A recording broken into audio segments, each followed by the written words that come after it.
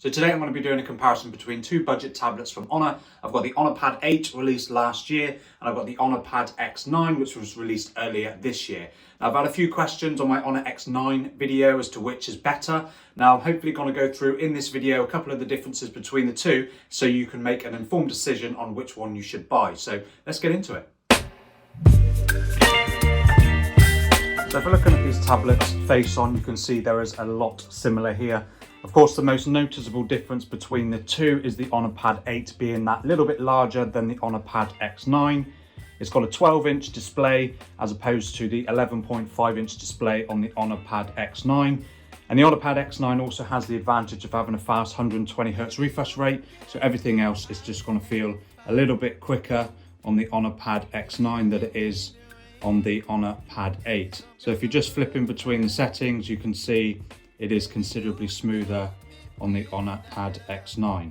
Now, resolution wise, of course, it's going to be a little bit sharper on the Honor Pad X9 because of that smaller display.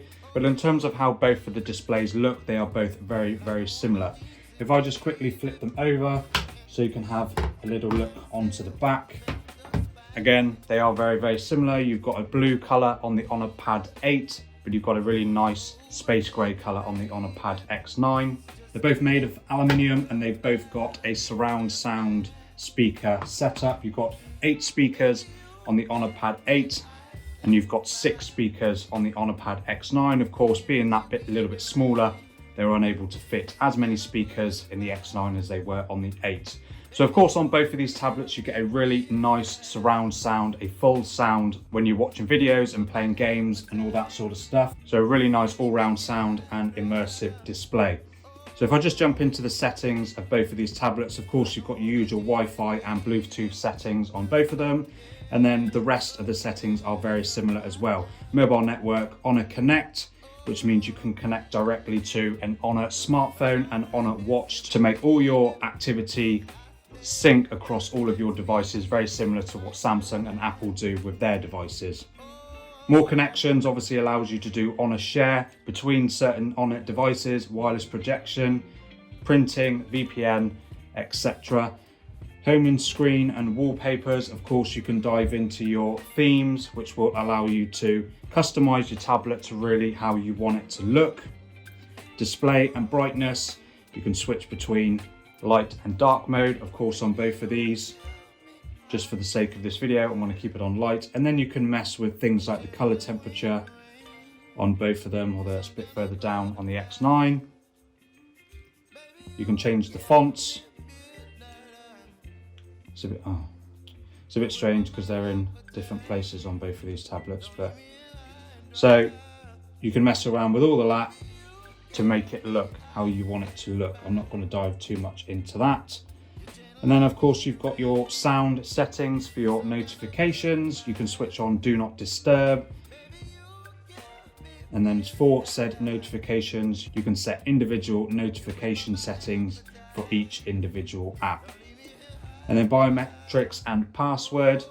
You've just got a face recognition and a screen lock choice for the biometrics and password options on these tablets. Of course, the face unlock is just going to be a 2D face unlock using the front-facing 5-megapixel cameras on both of these tablets. So of course, it's not going to be the most secure. The most secure will of course be adding a lock screen pin or whatever it is, pattern. I think it's just a pin actually. Yeah, 6-digit pin. So that's going to be the most secure way of keeping your tablet safe from intruders. If you flip onto apps, you can dive into the individual app settings for all of your apps, not just the notifications, but set permissions, storage information, and all that sort of stuff as well. And you can uninstall apps directly from that if you want to. Battery, you can just see your battery information, how long the battery is going to last you. And then you can see certain apps that are, of course, using up a certain amount of power. And then if you jump into more battery settings, you can switch on smart charge, which of course hovers the charge around 80% overnight until you're ready to unplug. It will learn your patterns. Smart charging capacity, this will stop the charging just before it reaches full capacity to prolong the life of your battery as well.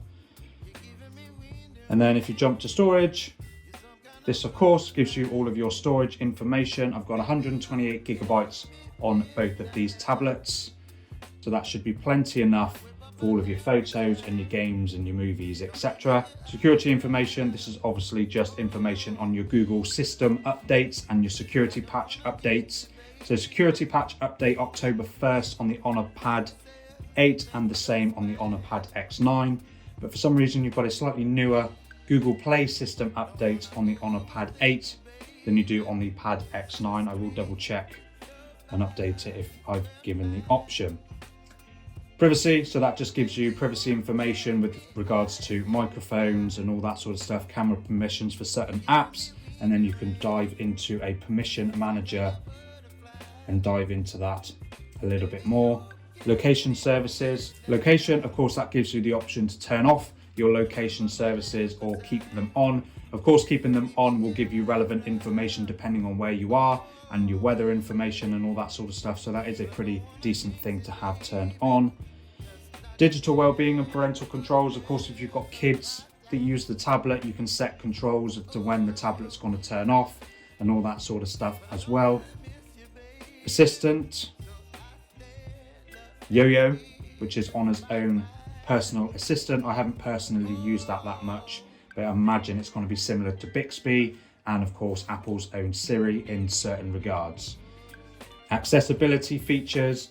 If you jump into accessibility, it just allows you to tinker with your settings just a little bit more. Text to speech, magnification on for those that have got a bit of a eyesight issue, and then color inversion, high contrast text, hearing aids for those with hearing issues as well. And then if you flip down to user accounts, it just gives you personal information down there. Now, if I go onto system and updates, check for a software update because why not? For some reason Wi-Fi was turned off on there. Check for updates on both. And software is up to date on both. I'm just going to turn Wi-Fi off just for a moment, just so I don't get bombarded with any notifications. And then about tablet, lastly on the bottom, just gives you all of the information that you need on the tablet itself. The build number, which Magic OS version it is running, and of course the Honor Pad X9 being a slightly newer tablet, of course it's going to be running the newer Android 13 against the Android 12 of the Honor Pad 8. And it is of course running a newer version of Magic OS 7.1 versus Magic UI version 6.1 on the Honor Pad 8. 128 gigs of storage on both, and then they've both got 4 gigabytes of RAM with the ability to expand that to 6 gigabytes of RAM on the Honor Pad 8 with the RAM Turbo option, and an extra 3 gigabytes, so 7 gigs in total on the Honor Pad X9. They've both got a 2000 by 1200 resolution, which technically makes them both a 2K display, but because of the large display size, the resolution isn't quite as high, of course, as what you'd find on a smartphone, which is to be expected. Now, you do get a Qualcomm Snapdragon 680 processor on the Honor Pad 8 and a newer Snapdragon 685 platform on the Honor Pad X9. Now, both of these are very, very similar. Of course, the 685 is going to be improved in a couple of ways, just given that slight boost in performance. But personally, in day-to-day use, I've not noticed a difference between the two. The Snapdragon 680 on the Pad 8 has been absolutely fine, and I've used it in plenty of smartphones as well for my day-to-day use. I've not noticed any differences. Everything opens as quick as each other on both of these tablets, so I haven't got any issues with that. It's just having issues because I've turned the Wi-Fi off. But in terms of overall use on both of these tablets, has been absolutely fine. Now, in terms of which one's better, personally, I don't think there's that much of a difference between the two to warrant there being a major difference between the two. Of course, the Pad 8 has got a much larger 12-inch display. The Pad X9, of course, is a little bit more compact, but it has a faster 120 Hz refresh rate. You have got slightly improved performance on the Honor Pad X9 as well, and you have got the advantage of newer software updates. But other than that, they are both very, very similar. But one of the advantages of having the Pad 8 over the Pad X9 is you've got more speakers on the Pad 8 than you do on the Pad X9. You've got 8 versus the 6. So if you're someone that is really into content consumption, such as games, watching films, listening to music, I think the Pad 8 will give you a slightly better overall sound experience. And then in terms of the price, you can now pick up the X9 at the moment for just 140 quid. And this is about 180 for the Pad 8.